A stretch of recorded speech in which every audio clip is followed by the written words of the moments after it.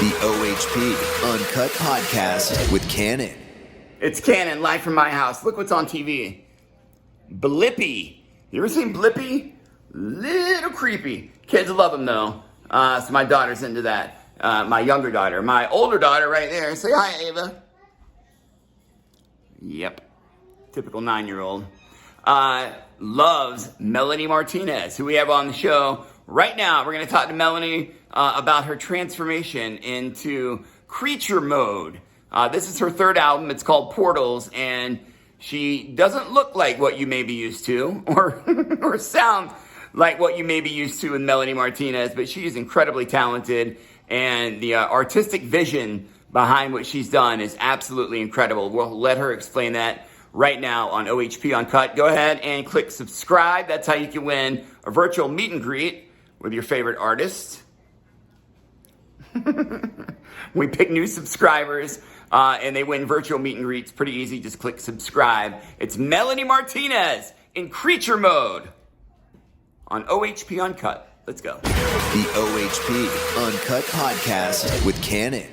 Hello there. Good to see you. Hello, good to see you. So I can hardly see out of these eyes, but is that a French bulldog on your hat? It sure is. You like Frenchies? Oh my God, I have 2 Frenchies. I love them. They are so high maintenance, though, aren't they? Like they demand that if you're not petting them for just a second, they're like scratching at you. Yeah, they're the best. I love them. Now, what do you do when you go on tour? Do you take them with you? Yes. Yes, I'm probably gonna take them on tour. I'm trying. You know, it's hard. They have real separation anxiety, so I wouldn't want to be away for too long. So I'm gonna try to figure it out. Even if I alternate, for half the tour, you know what I mean? I got to figure it out for sure. Yeah, I definitely want them serious there. separation anxiety. Even if you leave the house for like a few hours, yes, you come back, there's poop all over the floor just for them to tell you, I'm unhappy with the fact you haven't been here in a few hours. They get really sad when we leave for sure. They're the best. They're such sweet little creatures. I love them. Now, something's changed since the last time I interviewed you. Let me see. I wonder what. You've done something with your hair. You've done something with your hair. Just a little something. Oh, and you've added 2 more eyes. That's what it is. Definitely. Let's get people caught up. You are the creature. This is your 3rd album. You've evolved.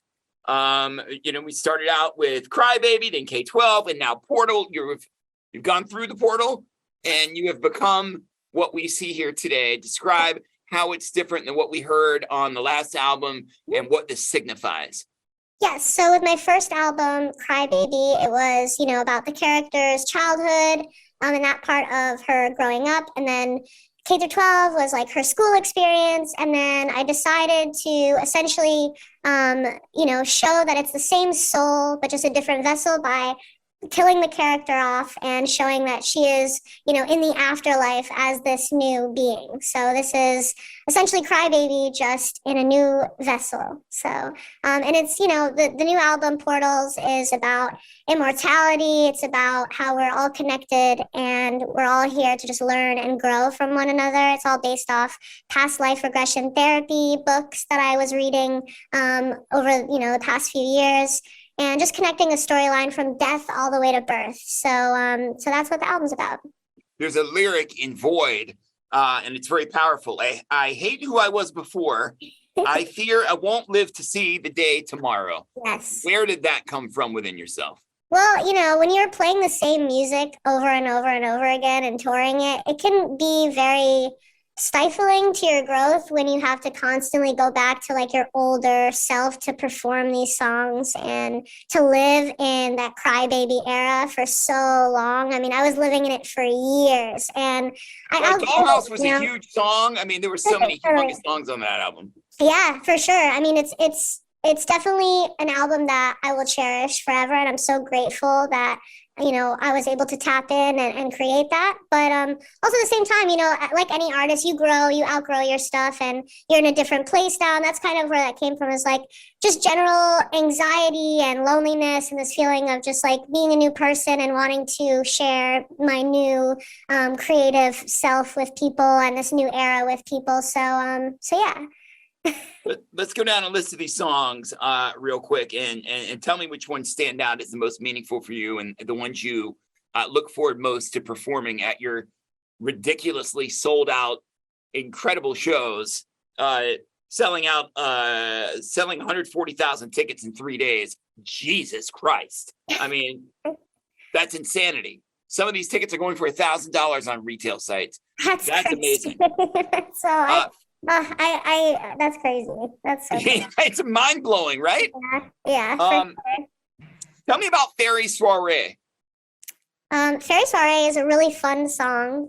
So one day I was in this room that I called the portal room in my old house. There was a lot of ghost activity in this room. I would always hear just random 1920s music playing from that room. And I had a lot of old antiques in that room. So I think that's where the energy was coming from. But so one day I essentially was just looking through a bunch of tracks. At this time, I was kind of feeling like I wanted to step outside of, me creating something on guitar or just producing something myself, and just seeing what tracks existed that my A&R had sent me from just different producers who are sending over stuff. And there's this one track, and it was called Respect Volume 1. That's what it was labeled as. And it was just a drum groove and this little guitar line. And it was so just catchy and mesmerizing for me, and it just made me want to dance. And I just felt like it was really supposed to be for a song that felt like a homecoming, which is also one of the phases in the afterlife based off past life regression therapy that people talk about under hypnosis. It's like you're, having a homecoming with your soul family, people that you've traveled many, many lifetimes with, and you finally get to basically just have a reunion with them. So I wanted to feel like a party with a bunch of, spirit, fae creatures just having a good time. And so that's basically where that song came from. So, what is, and I know we're running short on time. I'm going to be respectful of everyone else, and I'm going to be respectful of the fact you probably are ready to take all that off.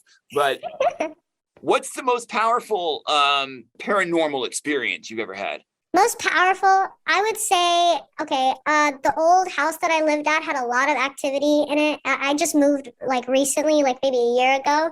I was living there for 8 years, so I just had to kind of move on to a new chapter in my life. But that house is really special to me, and a lot of different things happened. I would say the most impactful because it was an actual physical thing that I was able to see. When I moved into the house, there's this giant tree in the front yard, and it didn't have any carvings in it. It had nothing.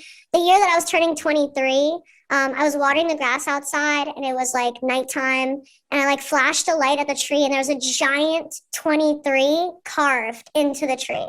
And there was no carvings. There was no carvings in that tree, nothing. And I took it as this is going to be an important year, something like that. But I tried not to be creeped out by it because it's definitely scary, but it's still there. So whoever's living there has a giant 23, and it looks like it was growing out of the tree. It doesn't even look like someone hand carved it. It looked like it was fully it's wild, and it's curly.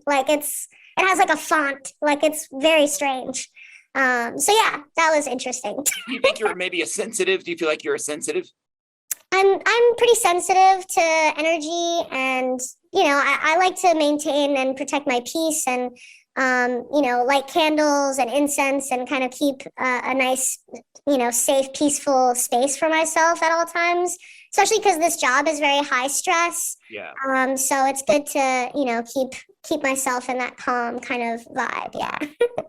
Well, congratulations on Portals. Thank you so much. I really, really appreciate your time. I know you want to get that stuff off, but I think it'd be fun if you would drive through the McDonald's drive-through and order, and then just pull around to the window to get your Happy Meal and just see what they say. Yeah, I mean, I definitely have been walking around in it. I've been going to some places here and there. It's fun. I think living in Los Angeles, though, nobody is really fazed by this. That's true. In LA, you see it all. Yeah, exactly. How long does it take to put that on and take it off? I would say probably on a quick time crunch, maybe an hour and a half. But if we have time, we like to, take our time, maybe 2 hours. Maybe longer for just the face and the ears. And then this bodysuit, it's a process. It's a process. Oh, it's fantastic. It's artistic. I love where it comes from. I love what you're doing. I'm such a fan. Thank you so much. You've totally totally broken the mold, and then you broke that mold's mold, and I think it's absolutely fantastic. I'm such a fan. Thank you so much for your time, Melanie. It means so much. I appreciate it. Thank you so much. The OHP Uncut Podcast with Kannon.